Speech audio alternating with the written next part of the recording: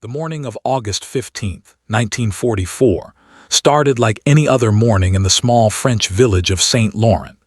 Marie Dubois, a 28-year-old schoolteacher, woke up to the sound of birds chirping outside her window. She had no idea that before the sun would set that day, she would become a hero whose name would be whispered in gratitude by 40 families across France. Marie lived alone in a small cottage on the outskirts of the village.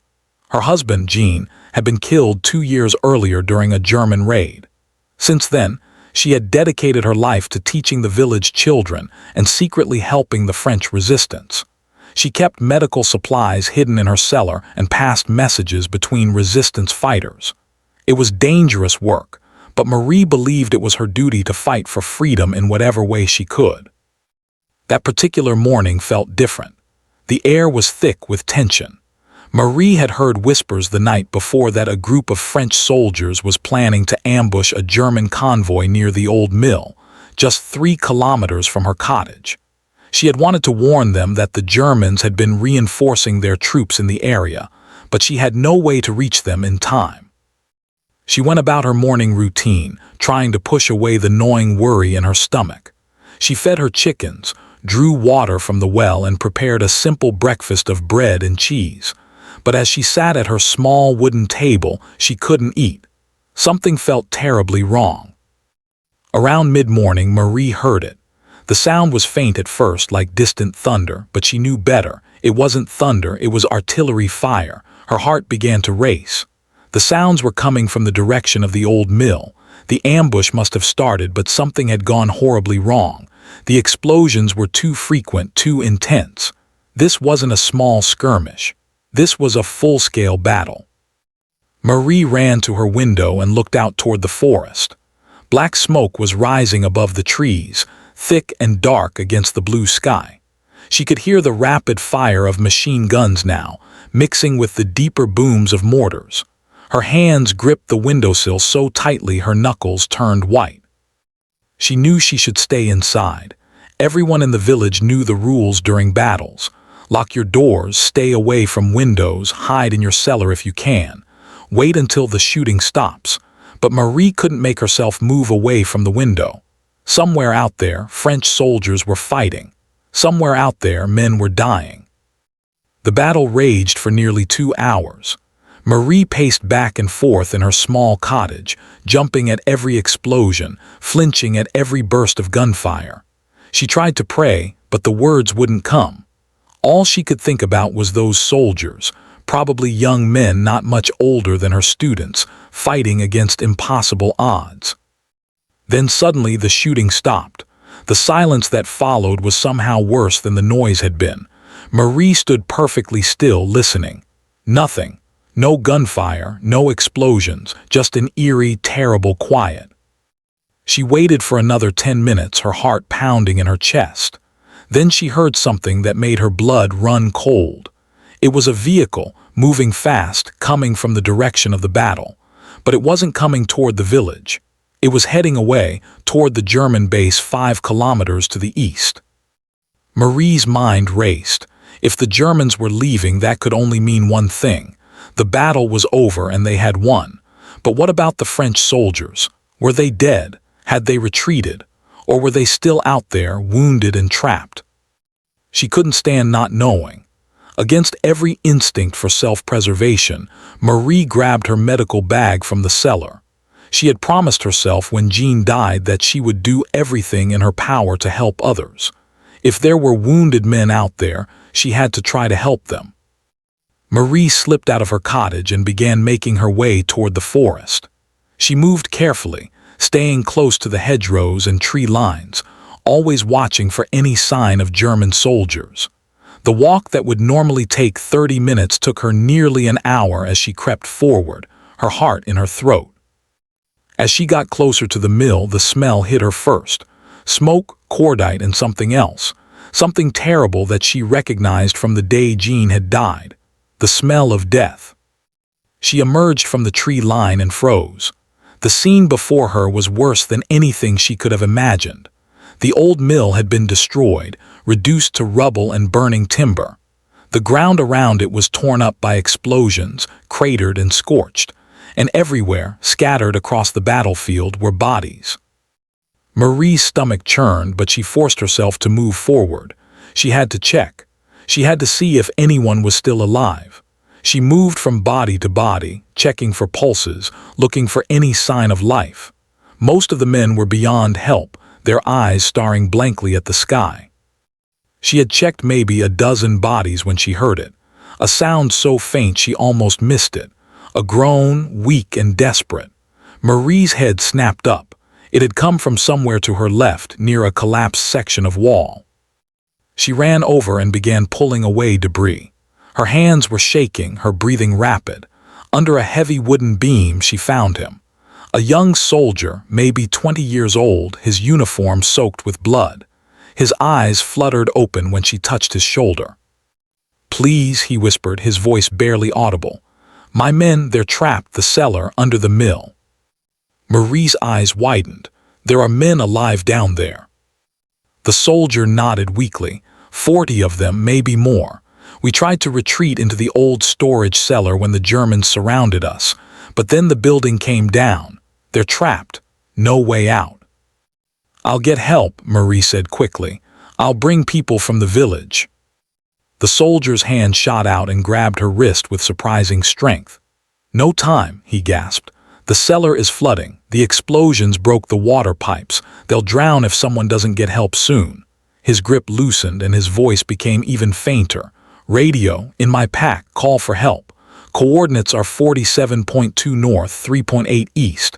Tell them Captain Morrow needs immediate rescue. 40 men trapped." Marie found the radio in the soldier's pack. It was damaged, the casing cracked, and one of the dials hanging loose.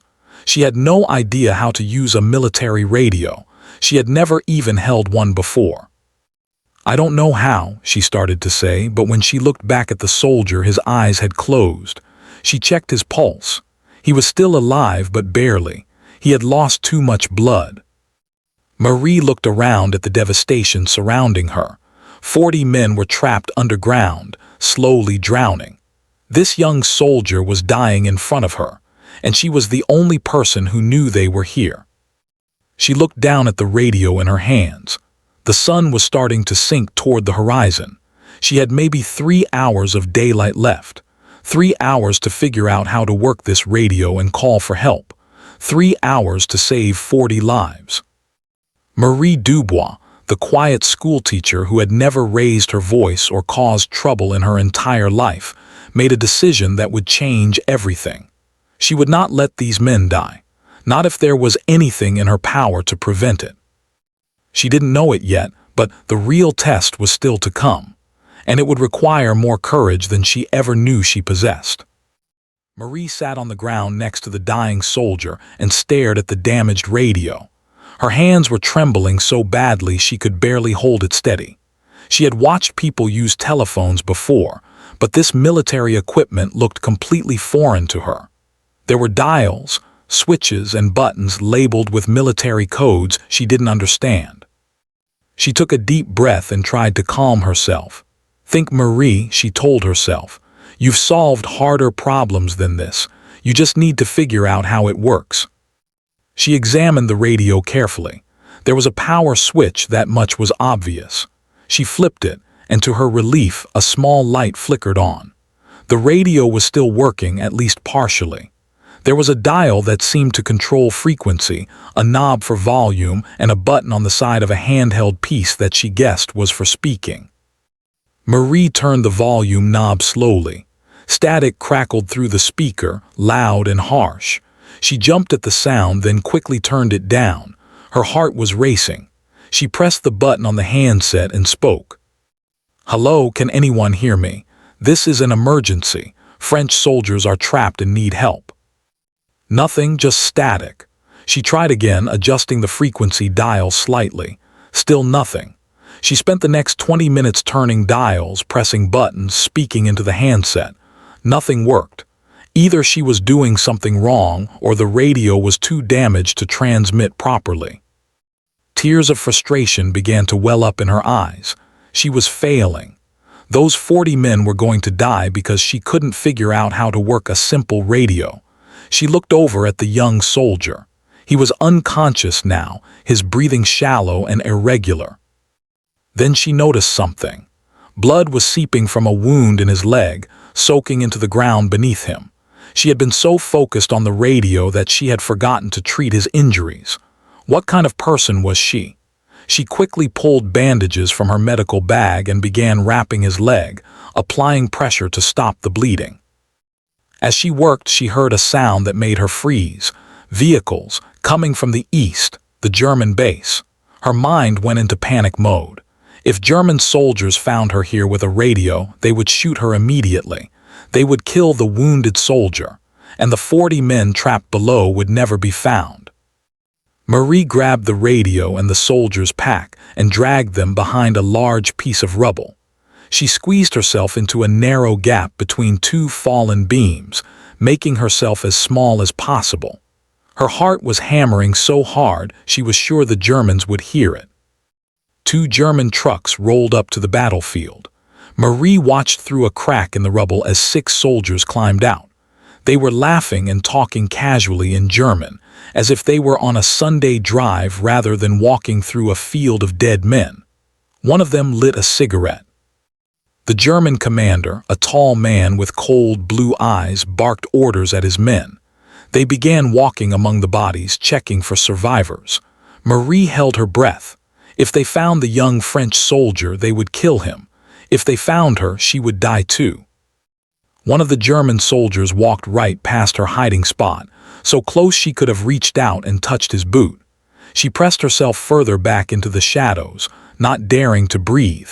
The soldier paused, looking around as if he sensed something. Marie's hands gripped the radio so tightly her fingers ached. After what felt like an eternity, the soldier moved on. Marie heard them checking the ruins of the mill, their boots crunching on broken glass and debris. One of them called out that he had found the cellar entrance, but it was completely blocked by rubble. The commander said something in German, and the soldiers laughed. They weren't going to bother digging. They assumed everyone down there was already dead. The Germans spent another 15 minutes on the battlefield, collecting weapons and identification papers from the dead French soldiers. Then they climbed back into their trucks and drove away, heading back toward their base. Marie waited until the sound of the engines had completely faded before she emerged from her hiding place. Her whole body was shaking. She had been minutes away from death, but she was alive and she still had the radio. She crawled over to check on the young soldier. His pulse was weaker now. He didn't have much time left.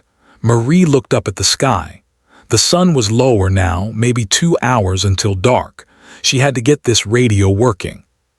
She went back to the radio with renewed determination. She thought about everything she knew about radios. She remembered her father, before he died, listening to broadcasts from Paris. He had always said that different stations were on different frequencies. Maybe she needed to find the right frequency for the French military. Marie began systematically turning the frequency dial, stopping at intervals to call for help. Nothing, more static. She kept going. Her throat was getting dry from talking, but she didn't stop. She couldn't stop. Then just as she was about to give up, she heard something. A voice, faint and distorted, coming through the static. Her heart leaped. "This is Allied Command Station Baker. Identify yourself." Marie's hands shook as she pressed the transmit button. "This is Marie Dubois. I'm a French civilian. There are 40 French soldiers trapped in a collapsed building. They need immediate rescue. The coordinates are 47.2 north, 3.8 east." There was a pause, then the voice came back. "Repeat your message. Transmission unclear." Marie repeated the information, speaking slowly and clearly. There was another long pause. She could hear voices in the background, people discussing something. Finally, the voice returned. "Miss Dubois, this is Lieutenant Harrison of the Allied Forces. Can you confirm the number of trapped soldiers?" "Yes, 40 men, possibly more. They're trapped in a cellar under the old mill at St. Laurent. The building collapsed on top of them. A wounded soldier told me the cellar is flooding. They don't have much time. Understood. We're sending a rescue team immediately. Can you stay at that location and guide them in? Marie felt a wave of relief wash over her. Yes, I can stay, but please hurry. There's also a wounded soldier here who needs medical attention urgently. Help is on the way. Estimated arrival time is 90 minutes. Can you confirm that the area is clear of enemy forces? German soldiers were here about 30 minutes ago, but they left. They're based about 5 kilometers to the east. I don't know if they'll come back. Copy that. Miss Dubois, you've done an incredibly brave thing. We're going to get those men out. Stay safe. The transmission ended. Marie sat back, suddenly aware of how exhausted she was. Her arms ached, her throat was raw, and her hands were covered in blood and dirt. But she had done it. She had gotten the message through. Help was coming. She looked over at the young soldier. She needed to keep him alive for another 90 minutes. She began treating his other wounds, talking to him softly even though he couldn't hear her. She told him that help was coming. She told him he was going to be okay. She told him about the 40 men who would live because of what he had told her. The sun continued to sink toward the horizon. Marie kept working, kept watching the soldier's chest rise and fall with each shallow breath. Every minute felt like an hour. Then, just as the sky was beginning to turn pink with sunset, she felt it. A pain in her leg, sharp and sudden. She looked down and saw blood seeping through her skirt. In all the chaos and fear, she hadn't realized that she had been injured. A piece of shrapnel must have hit her when she was hiding from the Germans. Marie tried to stand, but her leg wouldn't support her weight. When she put pressure on it, white-hot agony shot through her entire body. She collapsed back to the ground, gasping. The wound must be worse than she thought. She tried again, using a piece of rubble to pull herself up. But the moment she tried to take a step, her leg buckled beneath her. She fell hard, crying out in pain. She couldn't walk. She couldn't even stand. And the rescue team would be here in less than an hour, looking for someone to guide them through the battlefield to the trapped soldiers. Someone who could show them exactly where the cellar entrance was buried under tons of rubble. Someone who could walk. Marie looked at her useless leg, then at the young soldier, then at the ruins of the mill where 40 men waited to be saved. She had come so far. She had done so much, but it might not be enough. The real test was just beginning. Marie sat on the cold ground, staring at her injured leg in disbelief. Blood was spreading across her skirt, dark and warm. She pressed her hand against the wound and felt a sharp piece of metal embedded in her thigh. The shrapnel was deep. Every time she moved, it felt like someone was stabbing her with a hot knife. She looked around the battlefield, trying to think clearly through the pain. The rescue team would arrive soon, but they wouldn't know exactly where to dig. The mill had been completely destroyed. There were collapsed walls, piles of rubble, and debris everywhere. Without someone to show them the exact location of the cellar entrance, they could waste precious time digging in the wrong place. Time that the trapped soldiers didn't have. Marie pulled herself over to a broken piece of wall and used it to lever herself upright. She gritted her teeth against the pain and tried to put weight on her injured leg. The moment she did, her vision went white. Her leg simply refused to support her. She crashed back down to the ground, barely catching herself with her hands. She sat there for a moment, breathing hard, fighting back tears. She had been so close. She had gotten through to the radio. She had called for help, and now her own body was betraying her. But then she heard something, a sound coming from beneath the ground, faint but unmistakable, voices, shouting. The trapped soldiers were still alive down there and they were calling for help. They must have heard the radio transmission. They knew rescue was coming. That sound changed everything for Marie. She couldn't walk, but she could move. She had to reach the cellar entrance. She had to be there when the rescue team arrived. Those men were counting on her. Marie began to crawl. She dragged herself forward using her arms, pulling her injured leg behind her. Every movement sent waves of agony through her body. The rough ground tore at her hands and knees. Rocks and broken glass cut into her skin, but she kept moving. The cellar entrance was somewhere near the north side of the mill, the young soldier had said. Marie oriented herself using the setting sun and began crawling in that direction. It was only about 50 meters away, but it felt like 50 kilometers. She crawled past the bodies of fallen soldiers, their eyes still open, their hands still gripping their weapons. Each one had been someone's son, someone's husband, someone's brother. Marie said a quick prayer for each one as she passed. Her progress was agonizingly slow. She would pull herself forward a meter, then have to stop and rest, gasping for breath. Her arms were trembling from the effort. Sweat dripped into her eyes, mixing with tears of pain and frustration. After what felt like an eternity, she reached a large pile of rubble that had been part of the mill's north wall. She pulled herself up onto it and looked around. Somewhere beneath this debris was the entrance to the cellar. But where exactly? Marie closed her eyes and tried to remember everything the young soldier had told her. The storage cellar. The old mill had a large storage cellar where they kept grain and supplies. She had been to this mill before the war, many years ago with her father. Where had the entrance been? Then she remembered. There had been a set of stone steps leading down, just outside the main building, near where they used to load the wagons. She opened her eyes and looked around. If she was right, the entrance should be about 10 meters to her left, under a pile of stones and broken timber. Marie changed direction and continued crawling. The sun was touching the horizon now, painting the sky in shades of orange and red. Beautiful colors over such an ugly scene. She had maybe 30 minutes of good light left. After that, it would be dark, and the rescue team would have an even harder time finding the right spot. She pushed herself harder, ignoring the pain, ignoring the blood that was now leaving a trail behind her. She could hear the voices from below more clearly now. Men were shouting, pounding on something. She was getting closer. Finally, she reached the spot where she thought the entrance should be. She began pulling away debris with her hands, tossing aside broken bricks and splintered wood. Her fingers were bleeding, her nails torn, but she kept digging.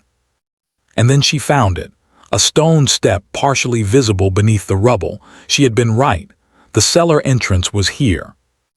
Marie pulled away more debris until she could see the outline of the entrance. It was completely blocked by a massive wooden beam and hundreds of stones. She could never clear it by herself, but at least she knew where it was. She could guide the rescue team directly to this spot. She sat back, exhausted, and looked at her leg. The bleeding had gotten worse. She was feeling dizzy now, lightheaded from blood loss. She needed to bandage the wound properly, but she had used all her medical supplies on the young soldier. Marie tore a strip of cloth from her petticoat and wrapped it tightly around her thigh, gritting her teeth against the pain. It wasn't much, but it would have to do. She tied it off and leaned back against a pile of rubble to rest. As she sat there trying to catch her breath, she heard something that made her blood freeze. Engine sounds, coming from the east again. The Germans were coming back. Marie's heart sank. Of course they were coming back. They had heard the radio transmission. They knew Allied forces would be coming to this location. They were probably setting up an ambush. She looked around desperately. There was nowhere to hide. The sun was setting, but there was still enough light for the Germans to see her if they looked carefully, and she couldn't move quickly enough to get away. But then she realized something. If she stayed here, near the cellar entrance, she could warn the rescue team when they arrived. She could tell them about the German ambush. It might be her last act, but it could save the lives of the rescuers and the trapped soldiers. The engine sounds grew louder. Marie could see dust rising in the distance, kicked up by military vehicles. She estimated she had maybe 5 minutes before they arrived. She looked down at the cellar entrance and shouted, "Hello, can you hear me down there?" There was a moment of silence, then a voice called back, muffled but clear enough to understand. "Yes, who are you?" "My name is Marie Dubois. I've called for help. A rescue team is coming. But the Germans are coming back too. You need to stay quiet. Don't make any noise until the rescuers arrive. Do you understand?" "Yes, we understand," the voice called back. "Thank you, thank you." "How many of you are down there? Are you all alive?"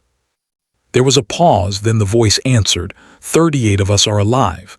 2 men have died. The water is up to our waists. We don't have much time." 38 men. 38 lives depending on the next few hours. Marie felt a fierce determination rise up inside her. She had not crawled 200 meters just to let these men die now. The German vehicles were close now. Marie could hear voices, orders being shouted in German. She pressed herself flat against the rubble, making herself as small as possible.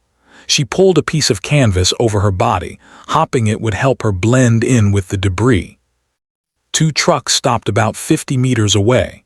Marie watched through a gap in the rubble as German soldiers jumped out. There were at least a dozen of them, all armed with rifles and machine guns. They were setting up positions around the battlefield, creating a perimeter. They were definitely planning an ambush. The German commander was the same tall man with cold blue eyes that Marie had seen before. He was pointing at different positions, telling his soldiers where to hide. They were spreading out, taking cover behind rubble and in shell craters. They would have clear shots at anyone approaching the mill. Marie's heart was racing. The Allied rescue team would be walking straight into a trap. They would all be killed, and the trapped soldiers would die in the flooded cellar. Everything she had done would be for nothing. She had to warn them somehow. But how? She didn't have the radio anymore. She had left it next to the young soldier when she started crawling. Even if she had it, using it would immediately reveal her position to the Germans. Marie watched as the German soldiers settled into their positions. They were good at this. They had chosen their spots well, with overlapping fields of fire. The rescue team wouldn't stand a chance. The sun had set completely now. Darkness was falling quickly. Marie could barely see the German positions anymore, but she could hear them, talking quietly to each other, checking their weapons. And then in the distance she heard a new sound. Vehicles approaching from the west. Allied vehicles. The rescue team was here. Marie made a decision that she knew might cost her her life. She couldn't let those rescuers die without warning them. She had to do something, even if it meant sacrificing herself. She took a deep breath and began to scream. Marie's scream tore through the darkness like a siren. "Ambush! German soldiers! Don't come closer, it's a trap!" She screamed at the top of her lungs over and over again, knowing that every word might be her last. The German soldiers reacted instantly. Flashlight beams swung in her direction. She heard shouting in German, boots running toward her position. But she kept screaming, "Ambush, stay back, Germans everywhere, don't come closer." The Allied vehicles stopped abruptly. Marie could hear brakes squealing, engines idling. Her warning had reached them. They had stopped before entering the kill zone. Then a German soldier was standing over her, his rifle pointed at her head. He was shouting something in German, but Marie didn't understand the words. She didn't need to. She could see the fury in his eyes, the finger tightening on the trigger. "This is it," she thought. "This is how I die." But the shot never came. The German commander appeared, barking orders. He pushed the soldier's rifle barrel down and said something sharp. The soldier stepped back reluctantly. The commander knelt down beside Marie, studying her face in the beam of a flashlight. He spoke in heavily accented French. "You are very stupid woman. You know what you have done." Marie met his cold blue eyes without flinching. "I saved lives. That's what I've done." The commander's expression was unreadable. He stood up and called out orders to his men. Marie heard them moving, changing positions. The ambush was ruined now. The Allied forces knew they were here. There would be no surprise attack. 2 German soldiers grabbed Marie's arms and dragged her away from the cellar entrance. She cried out in pain as her injured leg scraped across the rough ground. They dropped her behind one of their trucks, and a guard stood over her with his rifle. Marie could hear radio communications in German. The commander was calling back to his base, requesting instructions. She caught a few words: retreat, reinforcements, Allied forces. The Germans were deciding what to do now that their ambush had failed. Meanwhile, she could hear activity from the Allied side, vehicle doors opening and closing, radio chatter. They were organizing, preparing for either a rescue operation or a firefight. She had bought them time to get ready, but the trapped soldiers were still in danger. Every minute of delay meant more water rising in that cellar. A voice called out in English from the darkness. "This is Captain Anderson of the Allied forces. We have the area surrounded. Release the civilian and surrender, and you will be treated according to the rules of war." The German commander laughed, a harsh sound. He called back in English, "You are surrounded by my men, Captain. You have walked into our territory. I am the one who should be offering terms." "We have radio contact with Allied command," Captain Anderson replied. "Reinforcements are on the way. Artillery support will arrive in 15 minutes. You can't win this fight. Let the woman go and withdraw your forces. There's no reason for anyone else to die today." The German commander didn't respond immediately. Marie could see him thinking, calculating odds. He was a practical man, not a fanatic.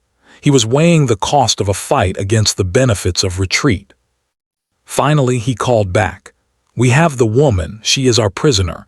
You have 15 minutes to withdraw or we shoot her." Marie's heart sank.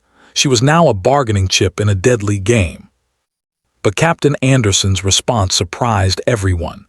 "The woman's name is Marie Dubois. She's the one who called us here. She risked her life to save 38 trapped French soldiers. If you harm her, there will be no mercy. We will hunt down every man in your unit." There was steel in his voice, a promise of vengeance that even the German commander seemed to recognize. The commander looked down at Marie with something that might have been grudging respect. 38 soldiers, he said quietly in French. "You did all this for 38 men you don't even know." "They're my countrymen," Marie said simply. "They're fighting for France's freedom. Of course I would do this for them." The commander shook his head slowly. "You are either very brave or very foolish, perhaps both." He walked away, speaking rapidly in German to his officers. Marie could hear the tension in their voices. They were arguing about what to do. Some wanted to fight, others wanted to retreat. The minutes were ticking by. Marie looked around desperately.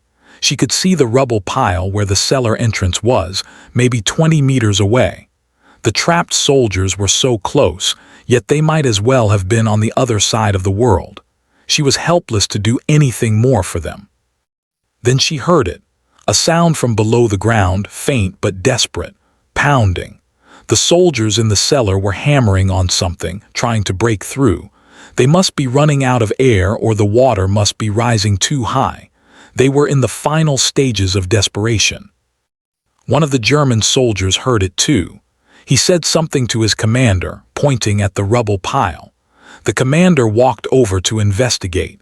He stood there for a long moment, listening to the pounding from below.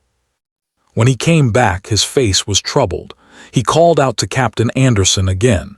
"How many men do you have with you?"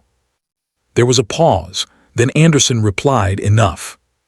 "The trapped soldiers are running out of time," the German commander said. "The cellar is flooding.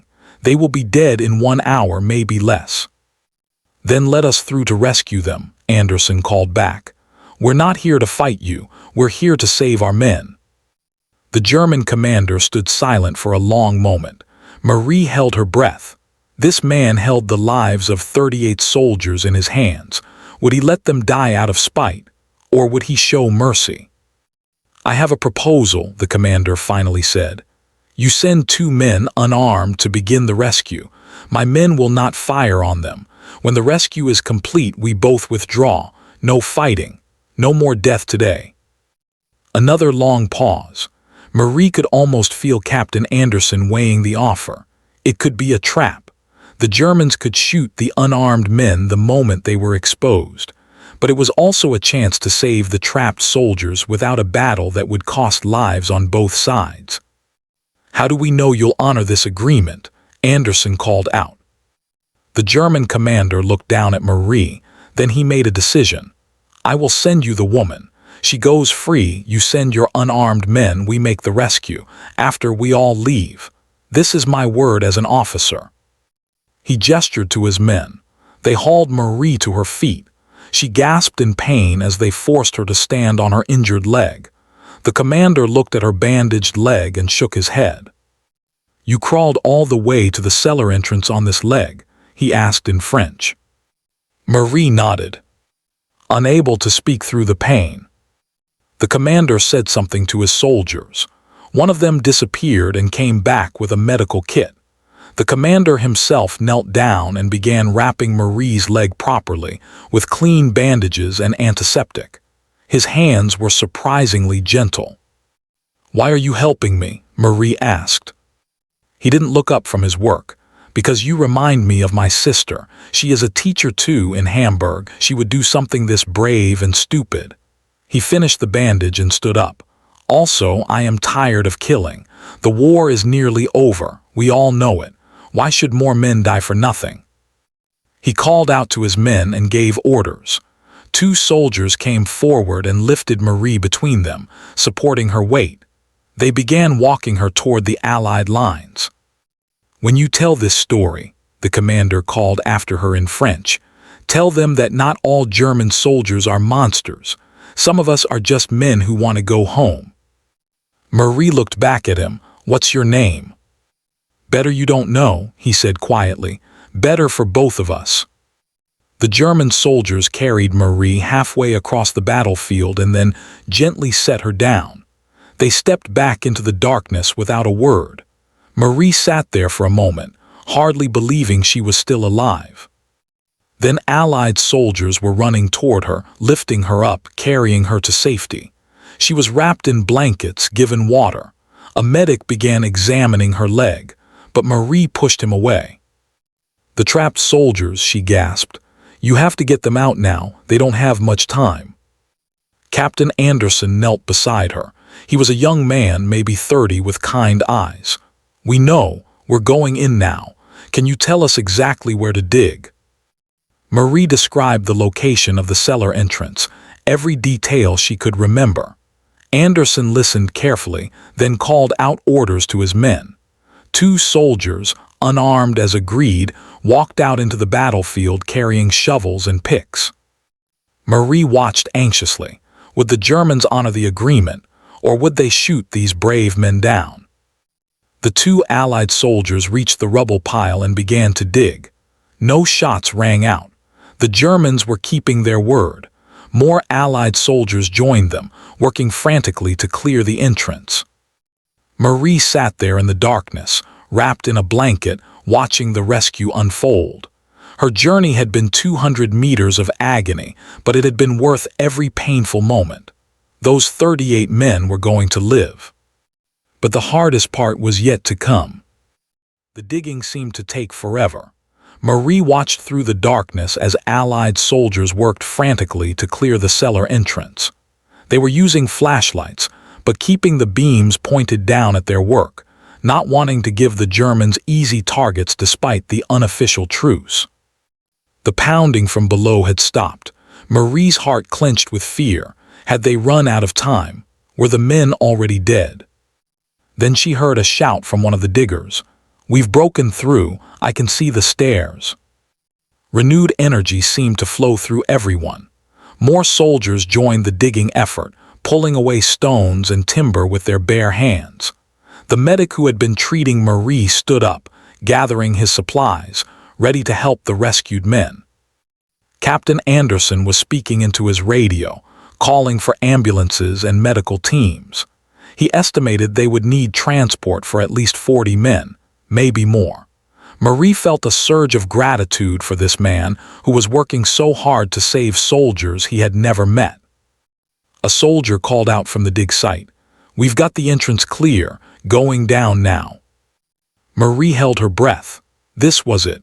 Either the men had survived or all her efforts had been in vain. The minutes dragged by like hours.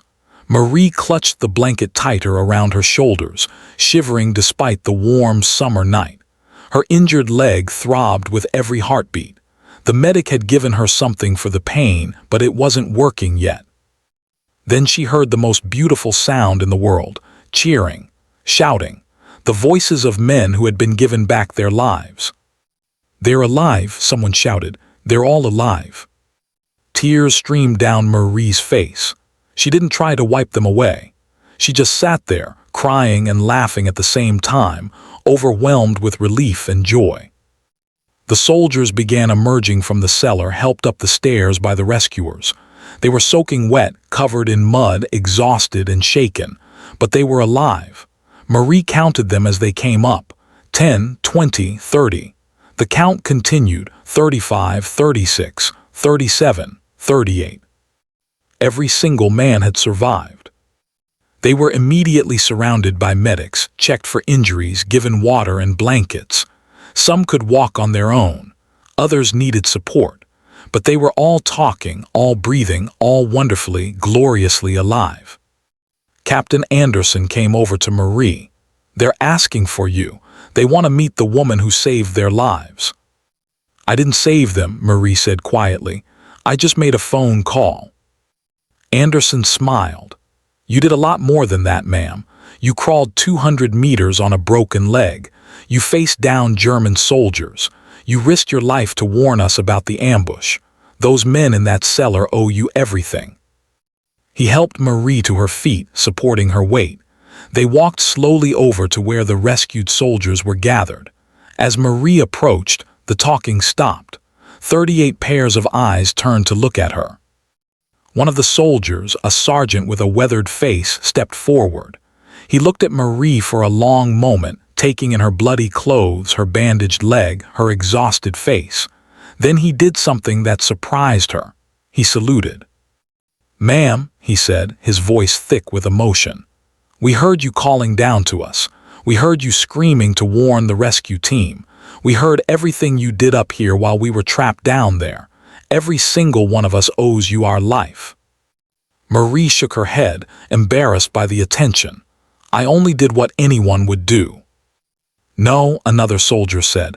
"What you did was extraordinary. You're a hero." The other soldiers nodded, murmuring agreement. Some were crying openly. These were hardened combat veterans, men who had faced death countless times. But the emotion of this moment was too much even for them.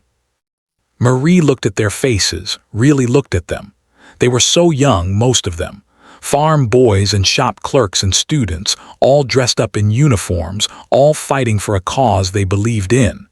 They had families waiting for them, mothers who would have grieved if they had died, children who would have grown up without fathers. "Promise me something," Marie said quietly. "Promise me you'll go home when this war is over.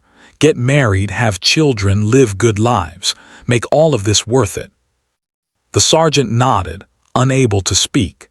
He stepped forward and embraced Marie gently, careful of her injuries. One by one, the other soldiers came forward too, each offering thanks, each sharing a moment of connection with the woman who had given them their futures back. As this was happening, Marie noticed activity on the German side. Vehicles were starting up. The German soldiers were leaving, honoring their agreement. The commander had been true to his word. She thought about what he had said. Not all German soldiers are monsters. Some of us are just men who want to go home. It was a truth she would remember for the rest of her life. War made enemies of people who might otherwise have been friends. Ambulances began arriving to transport the rescued soldiers to field hospitals. Marie was helped into one of them along with several of the men from the cellar. As they drove away from the battlefield, she looked back one last time at the ruined mill. Somewhere in that darkness was the young soldier who had given her the radio and told her about the trapped men. Captain Anderson had promised to send a team back to search for him once the Germans had left. Marie prayed they would find him alive, though in her heart she feared the worst. The ambulance ride to the field hospital was a blur. Marie drifted in and out of consciousness, the medic's reassuring voice telling her she was going to be fine, that her leg would heal. She heard the soldiers around her talking, laughing, celebrating their survival. At the hospital, nurses whisked her away to a surgical tent. A doctor examined her leg, tugging at the shrapnel embedded in her thigh. "You're lucky," he said in French. "Another hour and you would have bled out, and you crawled 200 meters on this." "I didn't have a choice," Marie said simply. The doctor shook his head in amazement. "Well, you're going to have a scar, but you'll keep the leg. You'll walk again, maybe with a limp, but you'll walk." They operated on her leg that night, removing the shrapnel and stitching up the wound. Marie was given morphine for the pain, and she slept for 14 hours straight, her body finally allowing itself to rest after the ordeal. When she woke up, Captain Anderson was sitting beside her bed. He smiled when he saw her eyes open. "Good news," he said. "We found the young soldier. He's alive. Barely, but alive. He's in surgery now, but the doctors think he'll make it." Marie felt tears spring to her eyes again. "Thank God," she whispered. "There's more," Anderson continued. "The story of what you did has spread through the Allied forces. You're becoming famous, Marie Dubois. They're calling you the Angel of Saint Laurent." Marie made a face. "I'm not an angel, I'm just a school teacher." "You're a hero," Anderson said firmly. "General Eisenhower himself wants to meet you. They're talking about giving you a medal." The days that followed were strange for Marie. Reporters came to interview her. Photographers took her picture. Letters arrived from the families of the rescued soldiers, thanking her, blessing her, calling her their angel. But Marie was most happy when the soldiers themselves came to visit. Each one came to her bedside at some point during their recovery. They brought her flowers, chocolates, little gifts. They told her about their families, their homes, their dreams for after the war. The young soldier who had given her the radio came too, wheeled in on a hospital bed. His name was Pierre, and he was only 19 years old. He held her hand and cried, thanking her for saving his men. "You saved my life too," Marie reminded him. "If you hadn't told me about the trapped soldiers, I never would have known to call for help." "We saved each other then," Pierre said with a weak smile. 3 weeks later, Marie was well enough to leave the hospital. The doctors had been right. She walked with a limp now, and she would for the rest of her life. But she could walk. She returned to Saint Laurent to find that her cottage had been turned into a temporary headquarters for the local resistance. They had been worried about her, not knowing what had happened. When she walked through the door, they erupted in cheers. The war ended the following spring. France was liberated. The soldiers went home to their families. Marie returned to teaching, limping up and down the rows of desks, helping children learn to read and write. But every August 15th, on the anniversary of that terrible and wonderful day, something special happened. The soldiers came back. They came from Paris and Lyon, from Marseille and Bordeaux, from small villages and big cities.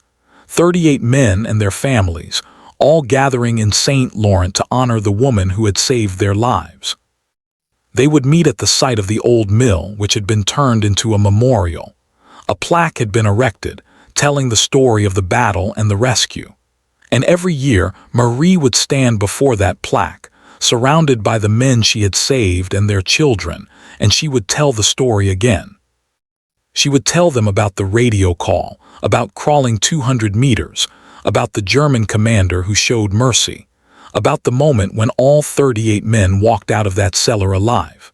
And every year, the children would listen with wide eyes, and the soldiers would cry, and everyone would remember that even in the darkest times, courage and compassion could still change the world. Marie lived to be 87 years old. She never married, never had children of her own, but she had 38 adopted sons and eventually hundreds of adopted grandchildren. They visited her. They wrote to her. They made sure she was never alone. When she died peacefully in her sleep in 1983, her funeral was attended by over 300 people. The surviving soldiers, now old men themselves, carried her coffin. They buried her near the memorial at the old mill with full military honors. Her gravestone was simple, bearing just her name and dates, but the soldiers added something below, an inscription that read, "She crawled so we could walk. She risked everything so we could live. She is our angel now and forever." And every August 15th, even now, decades after her death, flowers appear on Marie Dubois' grave. Red roses, 38 of them, placed there by the families who will never forget the schoolteacher who crawled 200 meters to save their fathers and grandfathers. Because some acts of courage echo through generations. Some stories deserve to be told again and again. And some heroes, quiet and humble though they may be, change the world one selfless act at a time. Marie Dubois was one of those heroes.